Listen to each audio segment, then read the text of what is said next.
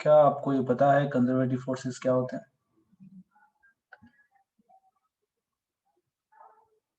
Yes और no?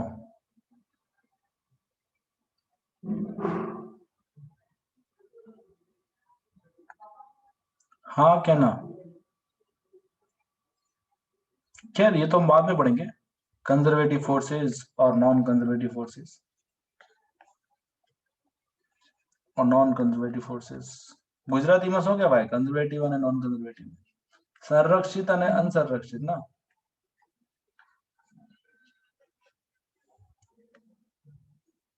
चलो जो भी गलत है।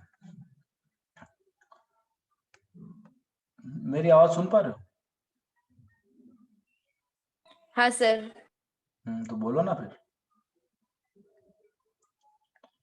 तो अभी हम पोटेंशियल एनर्जी पढ़ते हैं और वहीं से निकाल के लाते हैं conservative forces non conservative forces. Potential energy मतलब स्थितिज ऊर्जा जिसको आप बोलते हैं, पोटेंशियल एनर्जी। तो इसके लिए हम थोड़ा सा एक्सपेरिमेंट काइंड ऑफ थिंग करते हैं कि पोटेंशियल एनर्जी क्या हुई। ठीक है, तो एक मान लो हमारे पास कोई स्प्रिंग है, ठीक है, और ये स्प्रिंग है और यहाँ एक ब्लॉक है, तो ये स्प्रिंग ब्लॉक सिस्टम है, स्प्रिंग और ब्लॉक दोनों साथ है। और यहाँ एक आदमी है, वो स्प्रिंग को ऐसे इस ब्लॉक को धकेलता है, ऐसे धक्का मारता है। तो आदमी ने मान लो फोर्स लगाया एफ।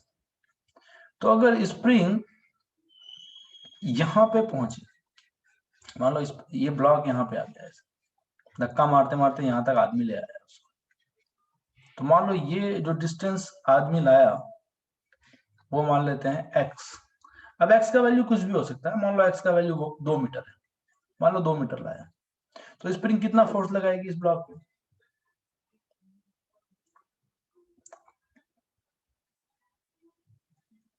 કેટલો फोर्स लगाड़े स्प्रिंग नो फोर्स કેટલો થાય? स्प्रिंग कितना फोर्स लगाती है?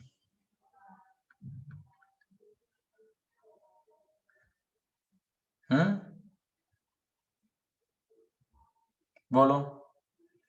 अरे अगर स्प्रिंग को ऐसे आप दबाओगे, कंप्रेस करोगे हाथ से, मान लो स्प्रिंग को हाथ से आपने कंप्रेस किया, या हाथ से आपने कंप्रेस किया इस तरफ, तो स्प्रिंग कितना फोर्स लगाएगी आपके हाथ पे? उतना ही। उतना ही मतलब कितना? अगर आपने एक्स कंप्रेस किया तो स्प्रिंग कितना फोर्स लगाती है? के इंटू एक्स। ये पता है नहीं पता है? स्प्रिंग फोर्स नो मान, स्प्रिंग फोर्स जहां के क्या होता है, के होता है स्प्रिंग कांस्टेंट। हर स्प्रिंग का अपना एक कांस्टेंट होता है। जैसे कोई मोटी स्प्रिंग होगी तो उसका के बहुत ज्यादा होगा, मान लो ऐसे मोटी स्प्रिंग है, मोटी मतलब ऐसे जाड़ी स्प्रिंग, जैसे मोटरसाइकिल की स्प्रिंग नहीं होती है, मोटरसाइकिल में जो शॉक ऑब्जर्वर होता है, पढ़ा है कि नहीं पढ़ा, देखा है शॉक ऑब्जर्वर मोटरसाइकिल में? हाँ, हाँ सर। मोटरसाइकिल में पीछे के पहिए पे 2 स्प्रिंग लगी होती है, एक राइट साइड में एक लेफ्ट साइड में, पता है कि नहीं पता है?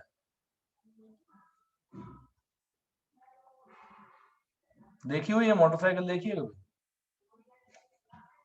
Yes sir. कभी क्या, रोज देखते होंगे। तो उसका के क्या होता है, ज्यादा होता है कि कम होता है? के ज्यादा होना फायदेमंद है कि के कम होना फायदेमंद है?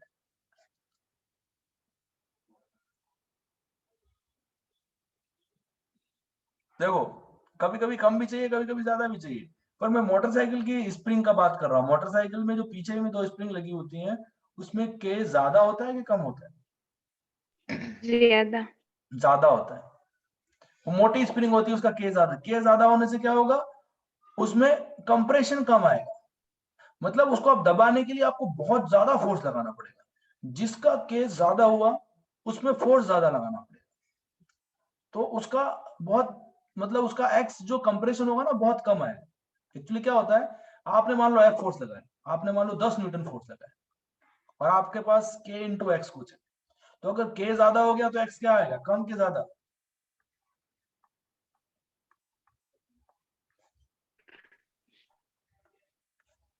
ज्यादा से डिवाइड करोगे तो एक्स का वैल्यू क्या आएगा, कम आएगा, है ना? इसलिए आपको धक्का थोड़ा सा कम लगेगा, आपको थोड़ा सा जो जैसे उबड़ खाबड़ जगह में अगर आप मोटरसाइकिल गए तो आपको ऐसे धक्का लगता है ना ऊपर नीचे, तो अगर आपका के ज्यादा होगा तो एक्स आपका कम होगा, मतलब आपको लगेगा कम, नहीं तो ऐसे लगोगे आप खुद ऊपर उछल जाओगे अगर उसका के कम हुआ तो चक्कर पड़ जाएगा। ठीक है, खैर ये सारी बातें हैं। तो के इंटू एक्स फोर्स लगेगा, कितना फोर्स लगेगा? के इंटू एक्स। के इंटू एक्स कौन लगाएगा? तो के इंटू एक्स स्प्रिंग लगाएगी इस ब्लॉक पे। अगर 2 मीटर है तो के इंटू 2, अगर एक्स का वैल्यू 3 मीटर है तो के इंटू 3, ऐसे फोर्स लग जाएगा। ठीक है। अच्छा, अब एक और बात और, क्या आदमी ने फोर्स लगाया है फिर से, इसका मतलब आदमी का फोर्स तो बदलता जाएगा, यस बदलता जाएगा। जब एक्स का वैल्यू 1 मीटर होगा तो ये के इंटू एक्स का वैल्यू के इंटू 1 हो जाएगा, मतलब के हो जाएगा, फिर 2 के हो जाएगा, फिर 3 के हो जाएगा। इसका मतलब आदमी का फोर्स भी बदल रहा है।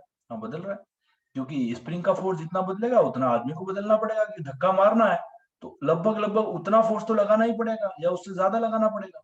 बात समझ में आ रहा है नहीं आ रही? हाँ सर। और मान लो ये ब्लॉक धीरे धीरे मूव कर रहा है, क्यों धीरे मूव करेगा? धीरे मूव करने का कारण है कि मैं धक्का लगाऊंगा तो ऐसे तो है नहीं कि ब्लॉक ऐसे दौड़ के चला जाएगा, दौड़ के तो नहीं जा सकता, ऐसे नहीं कि वी वेलोसिटी से यहाँ दौड़ के चला जाएगा। क्यों? क्योंकि स्प्रिंग इसको पीछे की ओर धक्का लगा रही है, तो मैं धक्का लगाऊंगा तो ये ब्लॉक धीरे धीरे धीरे धीरे आगे जाएगा। क्यों? क्योंकि स्प्रिंग भी उसको उतना ही फोर्स यहाँ लगा रही है।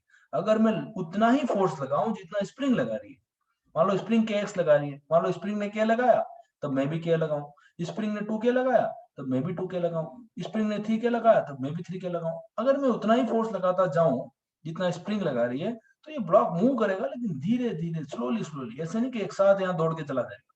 तो हम उसकी वेलोसिटी को अप्रोक्सीमेटली 0 मान सकते हैं कि 0 वेलोसिटी पे मूव कर रहा है, क्योंकि हर इंस्टेंट पे वो धीरे धीरे बहुत स्लोली, मतलब आपको उसका मोशन दिखाई नहीं दे रहा। जैसे हम बड़े होते हैं ना, तो हम बड़े होते हुए किसी को दिखाई नहीं देते हैं, पर फिर भी बड़े होते हैं। हम हर दिन चेंज हो रहे हैं पर हम चेंज होते हुए दिखाई नहीं देते, पर 2 साल बाद 3 साल बाद हमें चेंज दिखाई देगा। तो वैसे ही ये ब्लॉक हर इंस्टेंट पे चेंज हो रही है उसकी पोजीशन, पर हमको दिखाई नहीं दे रही कि उसकी चेंज हो रही है, पर 2-5 सेकंड बाद हमको दिखाई देगी कि हाँ ये ब्लॉक यहाँ से यहाँ पहुंच गया, ऐसे। तो हर इंस्टेंट पे इसकी वेलोसिटी को हम 0 मान सकते हैं। तो इस तरह से मैंने स्प्रिंग ब्लॉक का एक चीज बताई कि ये इतना फोर्स लगा रहा है, ये भी अगर उतना ही फोर्स लगा है तो ये आगे तो बढ़ेगा, आगे बढ़ेगा, लेकिन आगे बढ़ता हुआ दिखाई नहीं देगा, इतना स्लोली स्लोली धीरे धीरे धीरे धीरे आगे बढ़ेगा। फिर कुछ सेकेंड्स के बाद या कुछ 1 घंटे के बाद या 2 घंटे के बाद आपको थोड़ा सा चेंज दिखाई देगा कि हाँ इतना चेंज हुआ, नहीं तो उस सेकेंड उस क्षण आपको चेंज नहीं दिखाई देगा। तो उसकी वेलोसिटी को उस क्षण के लिए हम 0 मान सकते हैं। ये बात क्लियर है क्या? हाँ सर। चलिए, तो अभी मैं आपको पोटेंशियल एनर्जी समझा रहा हूं। क्या potential energy? Let's see it. ये स्प्रिंग, यहाँ ब्लॉक, यहाँ आदमी ने धक्का लगाया, इसको एक्स डिस्टेंस पे यहाँ पे खिसका के ले आया आदमी, ठीक है, एक्स डिस्टेंस यहाँ पे खिसका के लेके आ गया आदमी। चलिए ठीक है। अच्छा, आदमी ने एफ फोर्स लगाया, स्प्रिंग ने के एक्स लगाया, और हम कह रहे हैं कि दोनों ही फोर्स बराबर है जितना आदमी लगा रहा है, और हर क्षण उसकी वेलोसिटी को 0 मान रहे हैं, मतलब पहले भी 0 थी और बाद में भी हम हर क्षण 0 ही मान के चल रहे हैं, तो उस समय भी at that instant also it is 0, पर ये खिसक के आ चुका है, at that instant it is 0। ठीक है, क्योंकि स्लोली स्लोली आ रहा है इसलिए हम इसको 0 मान रहे हैं। स्लोली स्लोली मूवमेंट रहा, स्लो मूवमेंट है। अगर फास्ट मूवमेंट होता तो वेलोसिटी को 0 नहीं मान सकते, स्लो मूवमेंट के लिए ऐसा कर सकते हैं। चलिए, तो अभी मैं आपको अगर पूछूं क्या आदमी ने इस ब्लॉक पे कितना काम किया और स्प्रिंग ने इस ब्लॉक पे कितना काम किया, दोनों का काम निकाल सकते हो क्या एक्स डिस्टेंस मूवमेंट के लिए? यहाँ एक्स का वैल्यू 0 था और यहाँ एक्स का वैल्यू एक्स है, तो x इज इक्वल टू 0 से लेकर के x इक्वल टू x तक, मान लो 0 से लेके 2 मीटर, 0 से लेके 3 मीटर तक आदमी का वर्क कितना हुआ इस ब्लॉक पे, और स्प्रिंग फोर्स ने इस ब्लॉक पे कितना वर्क किया, क्या ये निकाल सकते हो? Work done by the man on block for x displacement, कैसे निकलेगा? FX. बेटा fx डायरेक्ट नहीं निकाल सकते क्योंकि यहाँ फोर्स है वो कांस्टेंट है कि वेरिएबल है, x के साथ साथ बदल रहा है कि नहीं बदल रहा, बदल रहा है। क्योंकि अगर x का वैल्यू 1 है तो फोर्स का वैल्यू k हो जाएगा। समझ में आ रहा है? x का वैल्यू 2 है तो फोर्स का वैल्यू कितना हो जाएगा? 2k। और x का वैल्यू 3 है तो फोर्स का वैल्यू कितना हो जाएगा? 3K. 3k। तो फोर्स कांस्टेंट थोड़ी है, फोर्स तो वेरिएबल है। वेरिएबल फोर्स के लिए आप डायरेक्ट एफएक्स नहीं निकाल सकते वर्क, आपको क्या करना पड़ेगा? इंटीग्रेशन एफ डी एक्स करना पड़ेगा। बोलो बात क्लियर है? हाँ सर।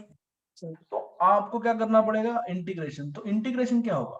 आपके पास के एक्स फोर्स लग रहा है तो आप कहोगे सर डीएक्स डिस्प्लेसमेंट के लिए कैसे? क्योंकि डीएक्स के लिए के एक्स को कांस्टेंट मान सकते हो क्योंकि एक्स तो बदल रहा है, बट एक छोटे से डिस्प्लेसमेंट के लिए फोर्स को कांस्टेंट मान सकते हो। हालांकि फोर्स कांस्टेंट नहीं है, बदलता जा रहा है, पर फिर भी अब एक छोटे से डिस्प्लेसमेंट के लिए kx को कांस्टेंट मान करके यहाँ f का वैल्यू kx रख दो, इंटीग्रेशन से सॉल्व होगा इनटू dx।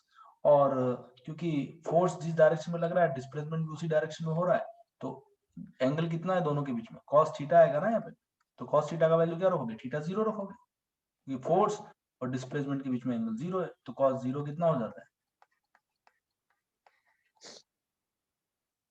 cos 0 1 हो जाता है ना? तो kx इंटू dx, तो आएगा kx, तो k बाहर, x dx। x dx का इंटीग्रेशन कितना होगा? x square by 2। x square by 2, और लिमिट लगाओगे x का वैल्यू 0 से लेकर के x का वैल्यू x तक, क्योंकि यहाँ पे x का वैल्यू 0 है और यहाँ पे x का वैल्यू x है। तो 0 से x तक x का वैल्यू कुछ भी हो सकता है, 1 हो सकता है, 2 हो सकता है, 3 हो सकता है, वो बात हम पहले कर चुके हैं। तो ये हो जाएगा k into x square by 2, limit लगेगी 0 टू x, तो कितना आएगा? हाफ के एक्स स्क्वायर। बोलो ये क्लियर है?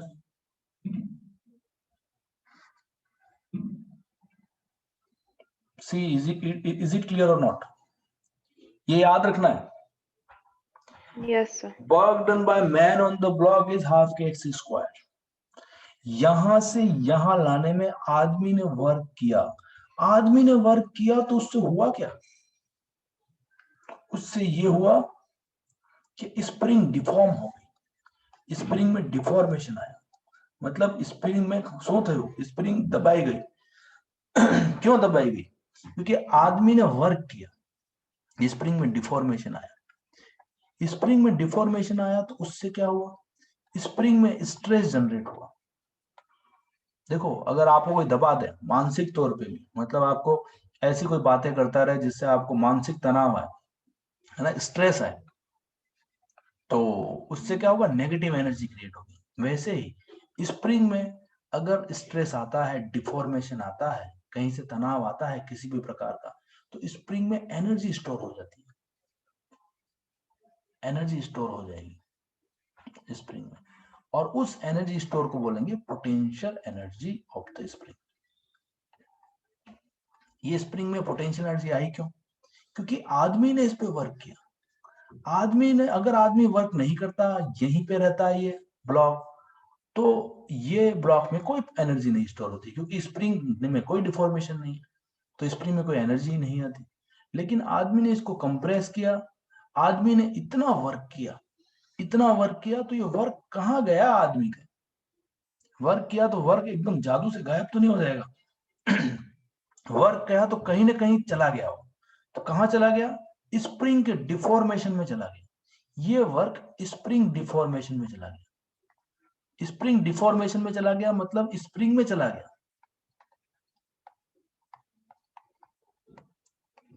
स्प्रिंग में चला गया मतलब स्प्रिंग में जाकर के स्टोर हो चुका है। अब मैं इसको प्रूव करूंगा कि स्प्रिंग में कैसे स्टोर होगा। स्प्रिंग में स्टोर हो गया। अब आप कहोगे सर स्प्रिंग में कैसे स्टोर हो गया? तो चलो इसको प्रूव करके देखते हैं कि स्प्रिंग में स्टोर हुआ है कि नहीं हुआ है। लेट्स सी, यहां तक क्लियर है क्या ये? हाँ सर। अब स्प्रिंग में स्टोर कैसे हुआ है, चलिए तो उसको देखते हैं। वर्क है हाफ के एक्स स्क्वायर, इसको याद रखना। मैं कह रहा हूं हाफ के एक्स स्क्वायर किसने वर्क किया है? ये किसने वर्क किया है? मानस। मानस ने करियो छे। गुड। આદમીએ કર્યો છે અને હું બોલી રહ્યો છું કે આ જે વર્ક છે वो સ્પ્રિંગ માં સ્ટોર થઈ ગયું છે. આ વર્ક સ્પ્રિંગ કઈ રીતે સ્ટોર થઈ ગયું છે એને પ્રૂવ કરીને બતાડો સર. तो प्रूव करो चलो. तो स्प्रिंग में स्टोर हो गया है. आ स्प्रिंग છે માણસ અને અહીંયા તક खींचने लाव्यो एक्स डिस्टेंस.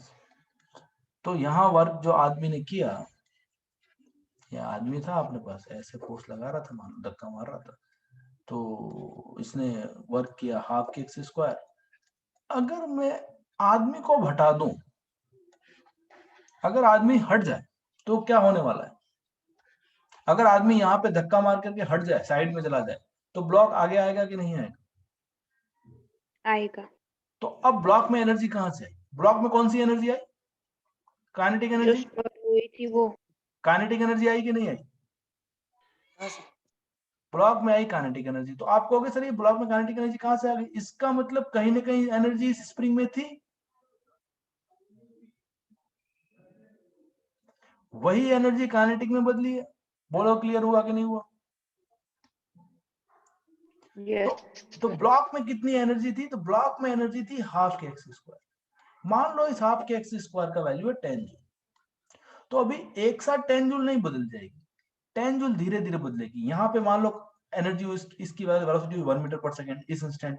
हालांकि इस इंस्टेंट पे तो जीरो रहेगी, लेकिन थोड़ी देर बाद जब ब्लॉक यहाँ से आगे बढ़ेगा, यहाँ से आगे बढ़ेगा, मान लो यहाँ बढ़ा, तो यहाँ पे मान लो इसकी वेलोसिटी 1 मीटर पर सेकंड. फिर धीरे धीरे ब्लॉक और आगे बढ़ेगा, ब्लॉक और आगे बढ़ेगा, यहाँ मान लो वेलोसिटी होगी 2 मीटर पर सेकंड. ऐसे एनर्जी वेलोसिटी इसकी बढ़ती जाएगी. ये काइनेटिक एनर्जी कब तक बढ़ती जाएगी इस ब्लॉक की? ये ब्लॉक की काइनेटिक एनर्जी कब तक बढ़ती जाएगी? जब तक कि ये पूरी की पूरी ये एनर्जी जो इस स्प्रिंग में स्टोर हुई थी वो पूरी की पूरी इस काइनेटिक में कन्वर्ट नहीं हो जाए, तब तक ये बढ़ती जाएगी. बोलो समझ में आ रहा है? हाँ सर. तो ये जो एनर्जी स्टोर हुई है ये किस में स्टोर हुई है? ये स्टोर हुई है स्प्रिंग में, स्टोर हुई है स्प्रिंग में स्टोर हुई है. तो ये जो स्प्रिंग में स्टोर हुई है वो कहां जाके जीरो हो जाएगी? जब ये ब्लॉक कहां पहुंच जाएगा? वापस यहां पहुंच जाएगा इस पोजीशन पे.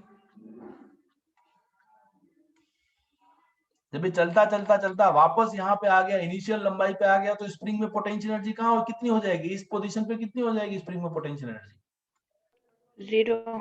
स्प्रिंग में पोटेंशियल एनर्जी 0 हो गई. इसका मतलब यहाँ पे पूरी की पूरी किसमें कन्वर्ट हो गई? वो काइनेटिक एनर्जी में. समझ में आया? अगर ब्लॉक इस जगह होगा ब्लॉक, तो पूरी की पूरी एनर्जी काइनेटिक एनर्जी में कन्वर्ट हो गई. अच्छा, इसका मतलब यहाँ पे काइनेटिक एनर्जी कैसी होनी चाहिए? मिनिमम के मैक्सिमम?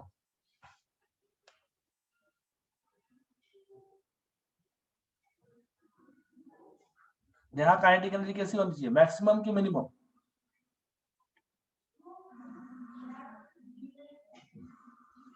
देखो भाई मेरे पास, हाँ मैक्सिमम की मिनिमम होनी चाहिए.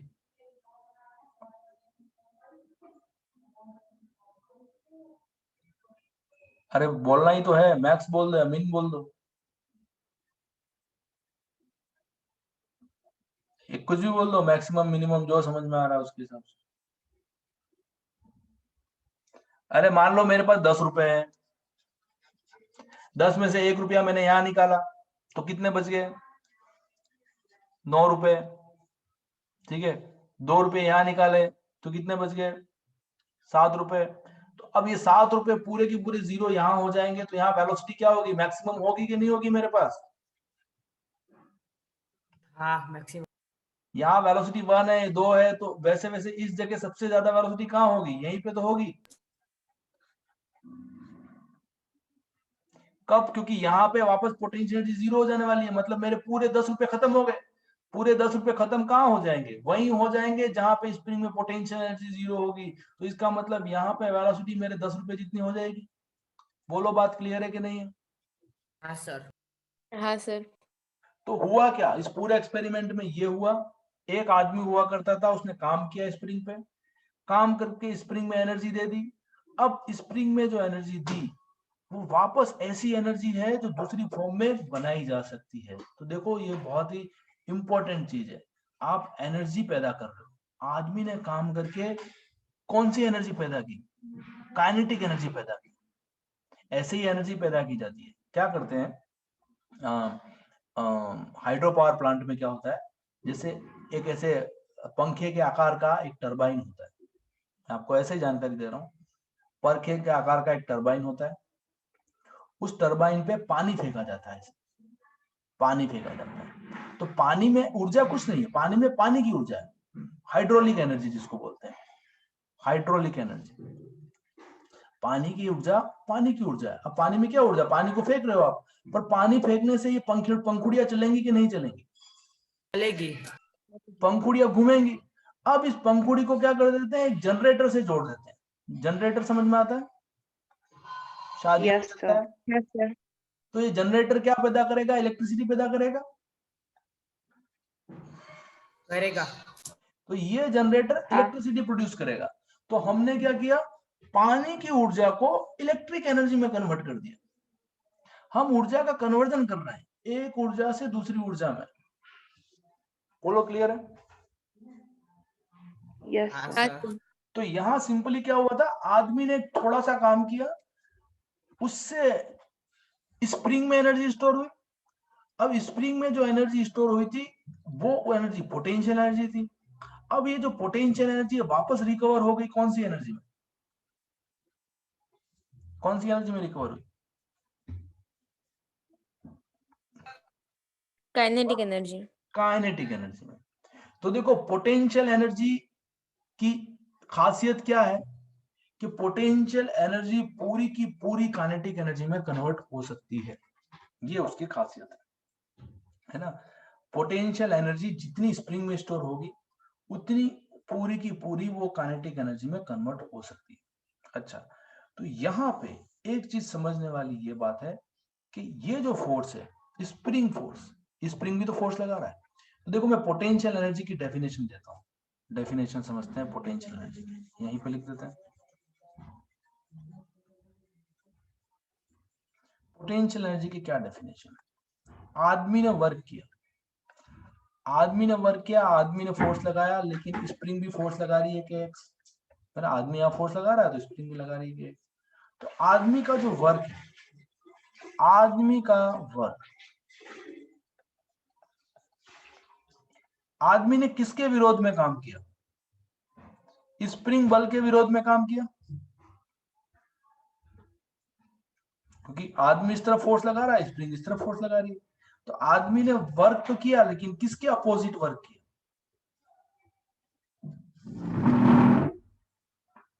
स्प्रिंग फोर्स की। आदमी का वर्क अगेंस्ट स्प्रिंग फोर्स, ये अगेंस्ट वाली चीज लिखनी जरूरी है, अगेंस्ट स्प्रिंग फोर्स, क्योंकि जब तक किसी के अगेंस्ट वर्क नहीं होगा तब तक उसमें डिफॉर्मेशन भी नहीं आएगा।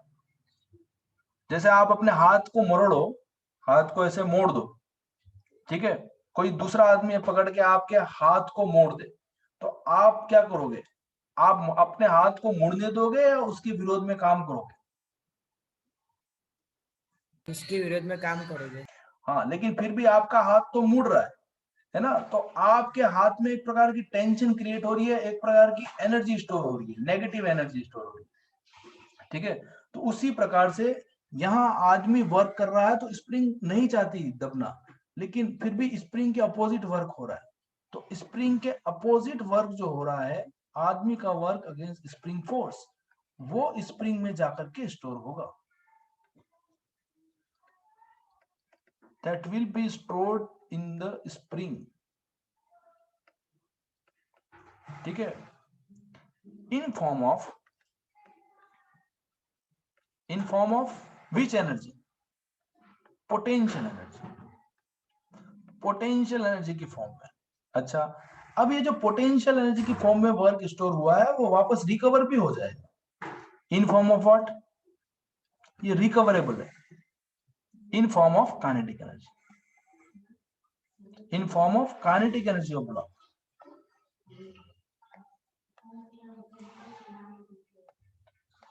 अच्छा, अभी हमने क्या किया, स्प्रिंग की पोटेंशियल एनर्जी यहाँ पे हम जीरो मान रहे हैं। यहाँ पोटेंशियल एनर्जी जीरो है, क्यों? क्योंकि यहाँ पे कोई डिफॉर्मेशन नहीं है, तो यहाँ पे कोई एनर्जी स्टोर नहीं है, ऐसा हम मान रहे हैं।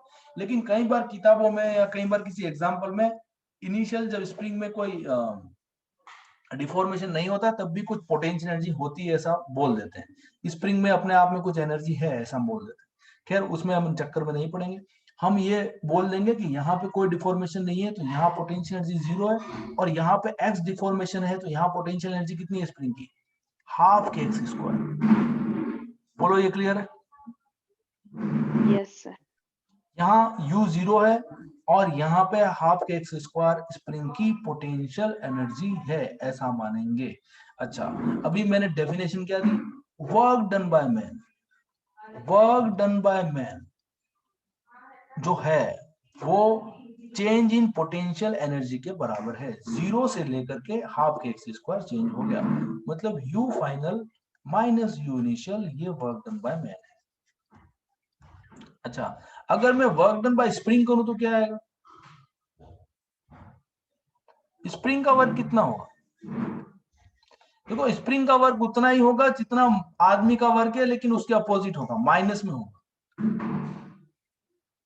ये क्लियर है? हाँ सर। Yes sir. हाँ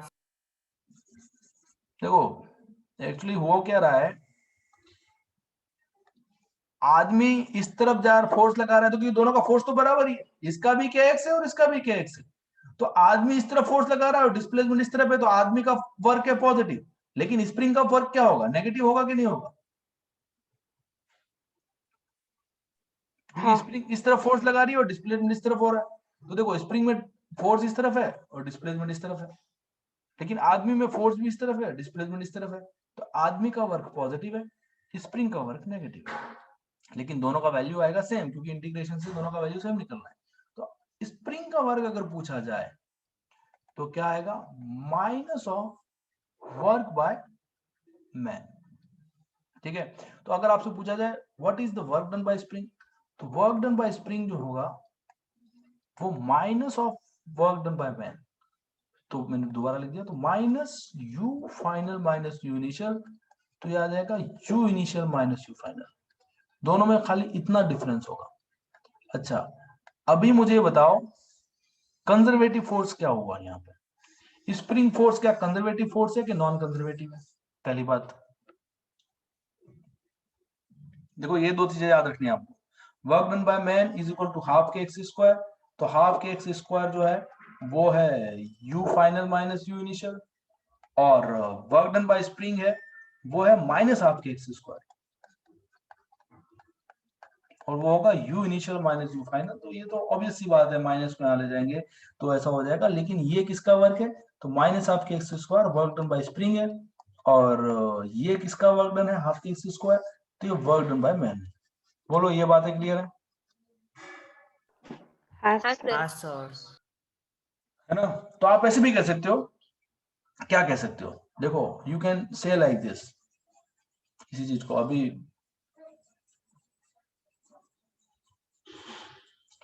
स्प्रिंग का वर्क मैंने बोल रहा हूं, मैं स्प्रिंग का वर्क क्या बोल रहा हूं, या आदमी का वर्क क्या कह रहा हूं, आदमी का वर्क में कह रहा हूं चेंज इन पोटेंशियल एनर्जी, मैं कह रहा हूं वर्क डन बाय मैन जो है वो चेंज इन पोटेंशियल एनर्जी है, और वर्क डन बाय मैन का नेगेटिव कर दो तो minus change in potential energy, मतलब वर्क डन बाय ये है स्प्रिंग का, तो वर्क डन बाय स्प्रिंग जो होगा वो होगा negative of change in potential energy. ये बात समझ में आई क्या?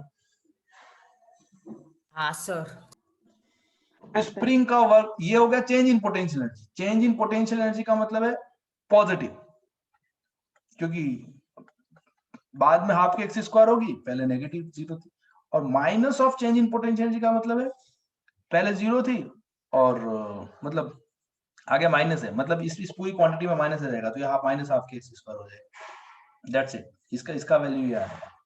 अच्छा, ये समझ में आ रहा है ना मैं क्या बोल रहा हूँ? हाँ सर। चलिए ठीक है। अच्छा, अभी मैं कहता हूं कि यहाँ पे स्प्रिंग फोर्स कैसा फोर्स है, कंजर्वेटिव है कि नॉन कंजर्वेटिव है? कंजर्वेटिव। क्यों कंजर्वेटिव है?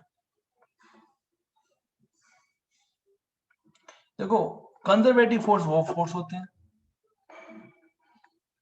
कंजर्वेटिव फोर्स वो फोर्स होते हैं जिसके कारण जितनी एनर्जी है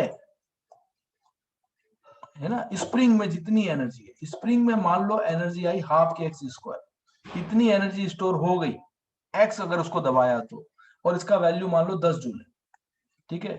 तो जब अगर इसको छोड़ा जाएगा, जब ये आदमी इसको यहां से छोड़ देगा, तो ये पूरी की पूरी 10 जूल एनर्जी जो है वो वापस कन्वर्ट हो जाएगी काइनेटिक एनर्जी में। तो इसका मतलब है पोटेंशियल एनर्जी पूरी की पूरी काइनेटिक एनर्जी में कन्वर्ट हो सकती है। इसका मतलब है ये एनर्जी पूरी की पूरी रिकवरेबल है, इसको रिकवर किया जा सकता है। ये एनर्जी जो हमने काम करके स्टोर की है इस स्प्रिंग में, वो एनर्जी फालतू की नहीं की है स्टोर। ऐसा नहीं है कि वापस हमको कुछ नहीं मिलेगा, वापस हमको मिलेगा उसके बदले में हमको काइनेटिक एनर्जी मिलेगी इस ब्लॉक की। उस ब्लॉक की काइनेटिक एनर्जी का क्या करेंगे वो हम आगे पढ़ेंगे कि ब्लॉक में काइनेटिक एनर्जी लाके क्या करने वाले हो सर आप। तो ब्लॉक में काइनेटिक एनर्जी लाके बहुत सारी चीजें की जा सकती है, ठीक है। वो क्या की जाएंगी वो हम आगे की बात है, पर इसमें हमने हमारे काम को काइनेटिक एनर्जी में कन्वर्ट कर दिया। ये बहुत बड़ी बात है कि हम एक फॉर्म ऑफ वर्क को दूसरी फॉर्म में कन्वर्ट करने के काबिल हो गए। ऐसे ही तो धीरे धीरे ग्रेजुअली क्या कहते हैं टेक्नोलॉजी बढ़ती है कि आपने कुछ किया और उसको दूसरे रूप में अगर आप ला पा रहे हो गया। ऐसे ही मैकेनिकल जो चीजें हैं, जैसे गाड़ियां बनती हैं, ये बनता है वो बनता है, उसमें एक फॉर्म ऑफ एनर्जी, जैसे गाड़ी में क्या होता है फ्यूल होता है, फ्यूल को आपने जलाया, तो फ्यूल जलाया तो फ्यूल जल के क्या हुआ, आपको एनर्जी मिली। अब वो एनर्जी कौन सी, हीट एनर्जी। लेकिन उस हीट एनर्जी को आप किस में कन्वर्ट कर देते हो, गाड़ी के मोशन में। तो मोशन में कन्वर्ट कर दिया आपने, तो मोशन में कन्वर्ट कर दिया तो काइनेटिक एनर्जी में कन्वर्ट कर दिया। तो इसका मतलब एक फॉर्म ऑफ एनर्जी को दूसरे फॉर्म ऑफ एनर्जी में आप कन्वर्ट करने के काबिल हुए। बोलो बात क्लियर है क्या? हाँ सर। हाँ सर। वैसे ही आपने यहाँ पे काइनेटिक एनर्जी में कन्वर्ट कर दिया। तो अगर एनर्जी किसी भी फोर्स की एनर्जी को अगर दूसरे में पूरा का पूरा कन्वर्ट किया जा सके तो वो कंजर्वेटिव फोर्स कहलाता है। बोलो ये बात क्लियर है क्या? तो स्प्रिंग फोर्स कैसा फोर्स है, कंजर्वेटिव है कि non conservative? Conservative. Spring force conservative है, मतलब उसमें कुछ भी लॉसेस नहीं होंगे। स्प्रिंग को आप जितना दोगे वो वापस उतना दे देगी आपको, मतलब बहुत ईमानदार है स्प्रिंग, ऐसा समझो। ऐसा नहीं कि उसमें चोरी चकारी कर लेगा, लेकिन फ्रिक्शन जो है वो ईमानदार नहीं है। काइनेटिक फ्रिक्शन, काइनेटिक फ्रिक्शन एक बार उसको कुछ मिल गया, मान लो उसको 2 जूल एनर्जी मिल गई तो चली गई हवा में, वो साउंड या हीट में चली गई, लॉस होगी, वो एनर्जी लॉस हो जाएगी, वो एनर्जी आपको कभी नहीं मिलने वाली वापस दोबारा, वो लॉसेस में चली जाएगी। तो काइनेटिक फ्रिक्शन जो है वो कंजर्वेटिव है कि non conservative? Non non conservative. Conservative. Non conservative. इसको भी हम आगे अभी एग्जांपल से समझ सकते हैं कि नॉन कंजर्वेटिव कैसे है। देखो फॉर एग्जांपल, अगर इसी आदमी ब्लॉक में अगर हम फ्रिक्शन ऐड कर लेते, अभी इतना टाइम है कि हमारे पास है थोड़ा बहुत, तो हमको पता पड़ जाता कि नॉन कंजर्वेटिव होगा। कैसे होगा, लेट्स सी। जैसे इसी एग्जांपल में यही स्प्रिंग और आदमी वाला एग्जांपल ले लें, और यहाँ पे मान लो अब जमीन पे फ्रिक्शन भी लगा दें। इस जमीन पे, जिस जमीन पे ब्लॉक चल रहा है उस जमीन पे अब फ्रिक्शन भी है, फ्रिक्शन भी है, और इसका मास अगर m है, स्प्रिंग कांस्टेंट k है, तो नॉर्मल फोर्स ऊपर लग रहा है, mg नीचे लग रहा है, आदमी इस तरफ धक्का मार रहा है F फोर्स से, और स्प्रिंग इस तरफ फोर्स लगाएगी F स्प्रिंग, ठीक है। और मान लो अगर जब x डिस्प्लेस हो जाएगा ये ब्लॉक, तो स्प्रिंग फोर्स का वैल्यू भी हमको पता पड़ जाता है उस वक्त, तो कि आदमी जो फोर्स लगा रहा है F और स्प्रिंग फोर्स लगा रही है kx, अगर ये x डिस्प्लेस हो गया तो, और ये नॉर्मल ऊपर लग रहा है और mg नीचे लग रहा है, and mg is acting downwards. चलिए ठीक है। और फ्रिक्शन किस तरफ लगेगा, लेफ्ट डायरेक्शन में कि राइट डायरेक्शन में? राइट। राइट डायरेक्शन में। क्यों? क्योंकि इसका मोशन इस तरफ हो रहा है, इसका मोशन इस तरफ हो रहा है, तो फ्रिक्शन राइट डायरेक्शन में लगेगा। तो देखो फ्रिक्शन राइट डायरेक्शन में ऐसे लगेगा फ्रिक्शन। तो इस ब्लॉक पे कितने फोर्सेस लगे? एक तो kx लगा, एक नॉर्मल लगा, एक आदमी जो F लगा रहा है। ये F कौन लगा रहा है? तो आदमी लगा रहा है, ये ध्यान रखना है, ठीक है। mg उसका खुद का mg है, और एक काइनेटिक फ्रिक्शन जो कि राइट में लग रहा है। तो ये ब्लॉक जो है, अभी दो फोर्सेस उसको इस तरफ लग रहे हैं, एक तो ये लग रहा है और एक ये लग रहा है। तो ये ब्लॉक धीरे धीरे आगे जा रहा होगा। इसको भले F फोर्स लगा, आदमी लगा रहा है, पर ऐसे नहीं कि एक साथ उसके पास वेलोसिटी आ गई और इस तरफ दौड़ेगा, नहीं, ये धीरे धीरे आगे जा रहा है, ऐसा मान के चल रहे हैं। इस सवाल में हम ये मान के चल रहे हैं कि जो ब्लॉक है वो स्लो मूवमेंट कर रहा है, ब्लॉक स्लोली मूवमेंट कर रहा है ना। ऐसा हमेशा जरूरी नहीं है स्लोली मूवमेंट करे, इसके पास एक्सेलरेशन भी हो सकता है, लेकिन वो वाला केस हम बाद में देखेंगे। अभी हम ये केस देख रहे हैं जिसमें ब्लॉक स्लोली मूवमेंट कर रहा है। ब्लॉक अगर स्लोली मूवमेंट कर रहा है तो इसकी वेलोसिटी हर इंस्टेंट पे कैसा मान सकते हैं? 0। अगर फास्ट मूवमेंट करेगा तो 0 नहीं मान सकते आप, ठीक है। ये बात भी कि सर आपका डाउट होगा कि क्या सर हर हमेशा 0 होगा? नहीं, सवाल पे डिपेंड करेगा, लेकिन जनरली सवाल, क्योंकि इतना सारा जब कॉम्प्लिकेट सवाल होगा तो एक चीज तो आसान कर देगा वो, कि ब्लॉक स्लोली मूव कर रहा है तो हर इंस्टेंट पे वेलोसिटी 0। जब ब्लॉक यहाँ था तब भी वेलोसिटी 0, और जब ब्लॉक यहाँ है तब भी वेलोसिटी 0। बोलो क्लियर है? हाँ सर। हाँ सर। तो हमको आपने वर्क काइनेटिक एनर्जी थ्योरम पढ़ी होगी, work done by all forces is equal to change in kinetic energy. ये पढ़ा है कि नहीं पढ़ा? બધા બલોને દ્વારા કર્યો ગયો કાર્ય कियो गयो कार्य whatever is equal to ગતિજ ઉર્જામાં તફાવતને બરાબર થાય છે, ऐसा कुछ है? हाँ। तो सबके द्वारा किया हुआ कार्य गतिज ऊर्जा में बदलाव के बराबर है। तो ये किस पे लगा रहे हैं? तो ये ब्लॉक पे लगा रहे हैं। इतना भी ध्यान रखना, देखो एक एक छोटी छोटी चीज आपको पता होनी चाहिए कि समीकरण लगा रहे हैं या ये थ्योरम, ये सिद्धांत लगा रहे हैं तो किस पे लगा रहे हैं, ये पता होना चाहिए। पता ही नहीं किस पे लगा रहे हैं, बस लगा रहे हैं, ऐसा नहीं, ब्लॉक पर लगा रहे हैं। तो ये सिद्धांत ब्लॉक पे लगाओ। तो ब्लॉक पे लगाओगे तो work by spring plus work by normal plus work by आदमी plus work by mg plus work by kinetic friction is equal to change in kinetic energy. तो पहले भी वेलोसिटी 0, बाद में भी 0, तो चेंज इन काइनेटिक एनर्जी कितना आएगा? 0। पहले भी 0, बाद में भी 0, मतलब बाद में भी 0, पहले भी 0, तो 0। ये बात समझ में आती है? हाँ सर। हाँ सर। चलिए अभी मुझे बताइए स्प्रिंग का वर्क क्या होगा, पॉजिटिव होगा कि नेगेटिव होगा, और कितना होगा?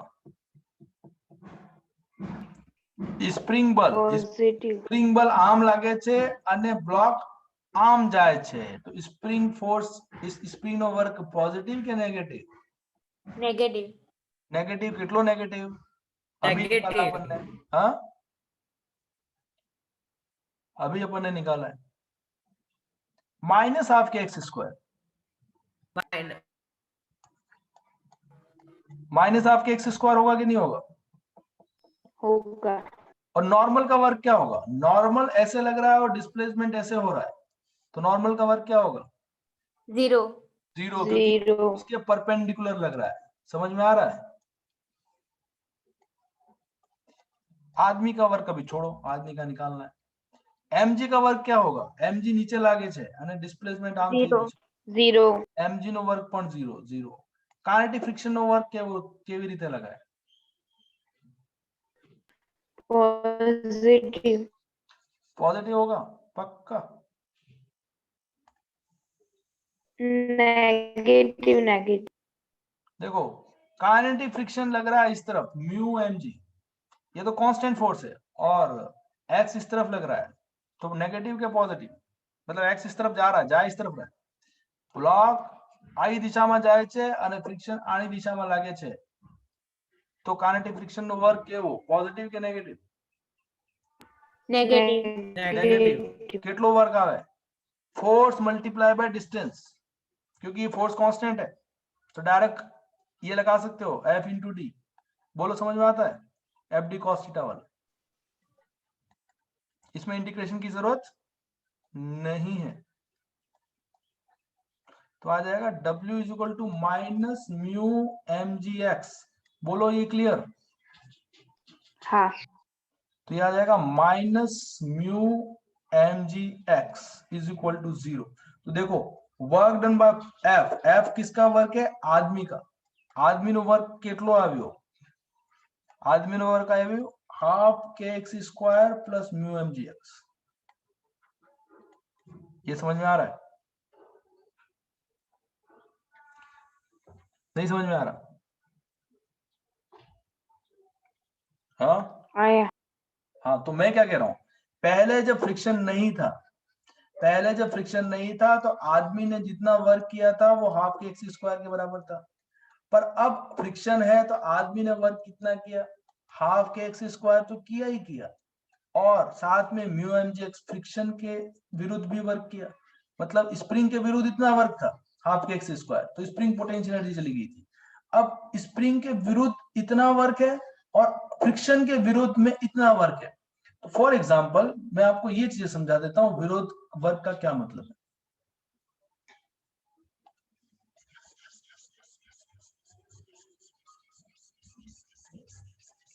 देखो जब फ्रिक्शन नहीं था, फ्रिक्शन नहीं था तब भी आप ये वर्क एनर्जी थ्योरम, ये वाली थ्योरम जो हमने लिखी वो करके आदमी का वर्क निकाल सकते थे उस वक्त भी, पर उस वक्त हमने डायरेक्ट लिख दिया था। तो क्या कह रहा हूं मैं, हाँ उस वक्त हमने डायरेक्ट लिख दिया था। और वर्क डन बाय आदमी जो था वो हाफ के एक्स स्क्वायर था। मान लो इसका मतलब अगर आदमी ने 10 जूल वर्क किया तो पूरा के पूरा 10 जूल किसमें चला गया था? स्प्रिंग में, है ना, स्प्रिंग में स्टोर हो गया था। हाँ। स्टोर हो गया था। लेकिन अब अगर आदमी 10 जूल वर्क करे, आदमी की कैपेसिटी तो उतनी है ना, आदमी की कैपेसिटी थोड़ी बढ़ेगी। तो अब अगर आदमी 10 जूल वर्क करे, अब फ्रिक्शन है, पहले पहले फ्रिक्शन नहीं था, अब फ्रिक्शन भी है। तो आदमी अगर अब 10 जूल वर्क कर रहा है तो उसमें कुछ हिस्सा जा रहा है स्प्रिंग में जा रहा है और कुछ हिस्सा किसमें चला गया?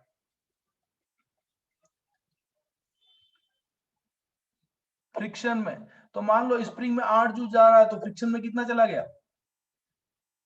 2 joule. 2 जूल जाएगा। तो क्या ये 2 जूल कभी भी वापस रिकवर होगा? नहीं. नहीं होगा। देखो पहले वाला, अच्छा तो मतलब रिकवरी किसके कारण होगी? स्प्रिंग में जितना स्टोर होगा वही वापस रिकवर होगा। बोलो क्लियर है क्या? हाँ। तो स्प्रिंग में जितना स्टोर होगा वही रिकवर होगा।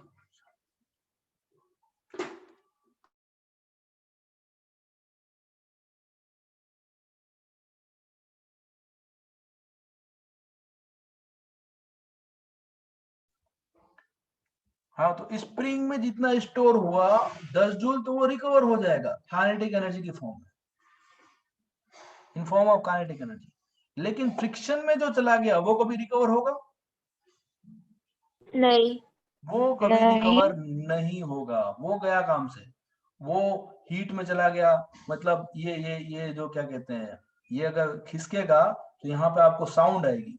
जितनी ज्यादा आवाज आएगी ना खिसकाते वक्त, जैसे अगर आप अलमीरा को खिसकाते हो या किसी टेबल को खिसकाते हो तो आपको आवाज आती है। आवाज आती है घर में?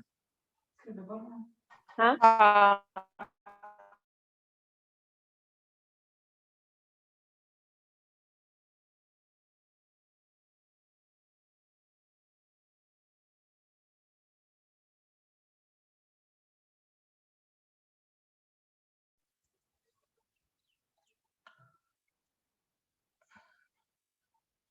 तो जो खिसकाते वक्त आवाज आएगी वो फ्रिक्शन की आवाज होगी, ठीक है, साउंड आएगी। या यहाँ पे सरफेस गर्म हो जाएगी, थोड़ी बहुत, बहुत हल्की सी गर्म होगी, पर हल्की सी गर्माहट भी फ्रिक्शन की वजह से होगी, तो वो फ्रिक्शन में चली गई।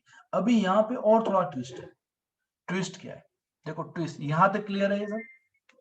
मेरे हिसाब से आपका टाइम भी हो रहा होगा, थोड़ा दो हाँ पाँच sir. Minute, yes sir. 2-5 minute अपन पढ़ सकते हैं, ज्यादा नहीं, तो 2-5 मिनट पढ़ लेते हैं। अभी हमने क्या किया, इस पूरे को मैं रब कर देता हूँ, क्या किया वो समझा देंगे बाद में।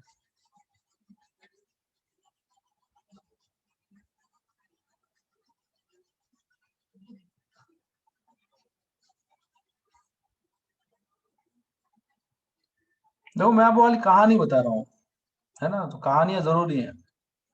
तो अब मान लो आदमी यहाँ एक्स इसको खिसका दिया, यहाँ आदमी ने एक्स इसको खिसका दिया, अब अगर आदमी छोड़ दे तो क्या होगा, यहाँ पे अगर आदमी इसको छोड़ दे तो क्या ब्लॉक इस तरफ जाएगा, यस क्योंकि आदमी ने जब इसको ऐसे छोड़ दिया यहाँ पे ला करके, तो ब्लॉक जाएगा। ब्लॉक के पास मैक्सिमम कितनी एनर्जी आ सकती है, काइनेटिक एनर्जी? हाँ,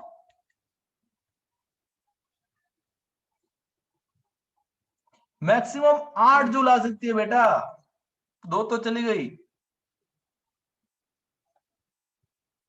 हाँ सर। अभी 8 जूल में भी चक्कर है। 8 जूल में क्या चक्कर है बताऊं मैं? 8 जूल में चक्कर ये है कि जाते वक्त भी तो फ्रिक्शन है,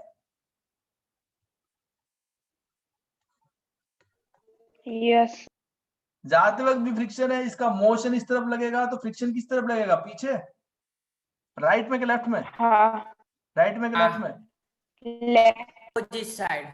तो लेफ्ट में फ्रिक्शन लगेगा, तो फ्रिक्शन फिर से वर्क करेगा ना। अगर ये एक्स इस तरफ गया तो फ्रिक्शन कितना नेगेटिव वर्क करेगा, minus mu M G x work करेगा, और म्यू एम जी एक्स का वैल्यू मान लो 2 जूल है, तो 2 जूल माइनस और हो जाएगी एनर्जी। बोलो समझ में आ रहा है? हाँ सर। Yes sir. तो अभी इसके पास मैक्सिमम काइनेटिक एनर्जी कितनी आ सकती है, 8 10 के 6, 8 10 के 6, 6। 6 जूल आ सकती है। बोलो ये क्लियर है?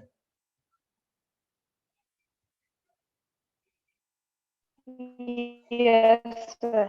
तो इस ब्लॉक के पास देखो पहले क्या था, 10 आते वक्त स्टोर हुई थी, और वो पूरी की पूरी 10 काइनेटिक एनर्जी में रिकवर हो गई थी, 10 जूल जो थी, क्योंकि फ्रिक्शन का कोई लफड़ा नहीं था। लेकिन अब फ्रिक्शन का लफड़ा है। फ्रिक्शन का क्या लफड़ा है, फ्रिक्शन आते वक्त भी है, तो आते वक्त भी वो 2 जूल वर्क, इस 10 का 2 जूल भाग तो फ्रिक्शन ले गया, 8 जूल बचा इसमें, और जाते वक्त फिर 8 में से 2 जूल भाग फिर से फ्रिक्शन ले जाएगा। देखो इस 8 का 2 टुकड़े हो जाएंगे, एक तो काइनेटिक एनर्जी और प्लस फ्रिक्शन वाला म्यू एम जी एक्स वाला, तो इस 8 के 2 टुकड़े हो जाएंगे, तो एक 6 इसमें जाएगा और 2 इसमें जाएगा। बोलो ये क्लियर है? हाँ सर। Yes sir. तो इस तरह से फ्रिक्शन, तो फ्रिक्शन कैसा फोर्स है, कंजर्वेटिव के non conservative? Non conservative. Non non conservative. Conservative है, क्योंकि जैसे ही फ्रिक्शन आया हम पूरी की पूरी एनर्जी को रिकवर नहीं कर पाएंगे, फ्रिक्शन एनर्जी लॉस करेगा, पूरी की पूरी एनर्जी नॉट रिकवर होगी, नॉट रिकवरेबल, पूरी की पूरी एनर्जी रिकवर नहीं होगी, फ्रिक्शन एनर्जी का लॉस करेगा। फ्रिक्शन एनर्जी लॉस करेगा तो ऐसे फोर्स को नॉन कंजर्वेटिव कहते हैं, नॉन कंजर्वेटिव। तो आपके दिमाग में एक सवाल आना चाहिए कि सर क्या जब जब एनर्जी लॉस होगा ऐसे फोर्स को ही नॉन कंजर्वेटिव कहते हैं, या कुछ और फोर्स को भी नॉन कंजर्वेटिव कह सकते हैं? ऐसा सवाल आया दिमाग में?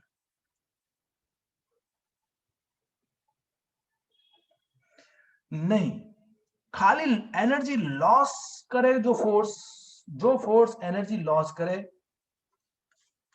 उसको तो नॉन कंजर्वेटिव कहेंगे ही कहेंगे। लेकिन कुछ ऐसे फोर्सेस होते हैं जो एनर्जी गेन भी कराते हैं, तो ऐसे फोर्सेस को भी नॉन कंजर्वेटिव कहेंगे। मतलब क्या हुआ, मतलब हमारी एनर्जी के साथ छेड़छाड़ हो गया। मान लो हमारी एनर्जी 10 जूल थी, किसी ने 2 जूल निकाल ली, है ना, किसी फोर्स के कारण 2 जूल निकल गई, ये किसी फोर्स ने ही निकाली है, तो 8 जूल बच गई।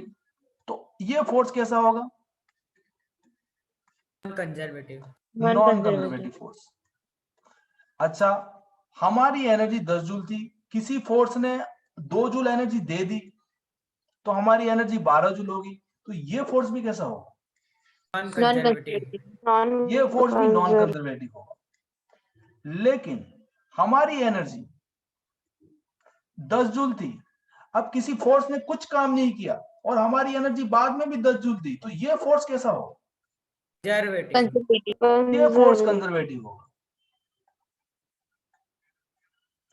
मतलब कंजर्वेटिव फोर्सेस वो फोर्सेस होंगे जो सिस्टम की एनर्जी के साथ छेड़छाड़ नहीं करते, पूरी की पूरी वैसी की वैसी एज इट इज रिकवर हो जाती है, हालांकि फॉर्म चेंज हो जाती है। ये पोटेंशियल थी, काइनेटिक में फॉर्म चेंज हो गई, काइनेटिक होगी तो पोटेंशियल में फॉर्म चेंज हो जाएगी। ऐसे एनर्जी की फॉर्म चेंज होती रहेगी पर उसकी वैल्यू में कोई चेंज नहीं होगा। ऐसे फोर्सेस अगर होंगे, काम करेंगे, तो कंजर्वेटिव फोर्सेस, और अगर उनकी वैल्यू में चेंज हो जाता है, मैग्नीट्यूड में ही चेंज हो जाता है, तो ऐसे फोर्सेस को क्या बोलेंगे? Non conservative. Non conservative forces. तो अगली क्लास हम कंजर्वेटिव और नॉन कंजर्वेटिव फोर्सेस से ही आगे देखेंगे।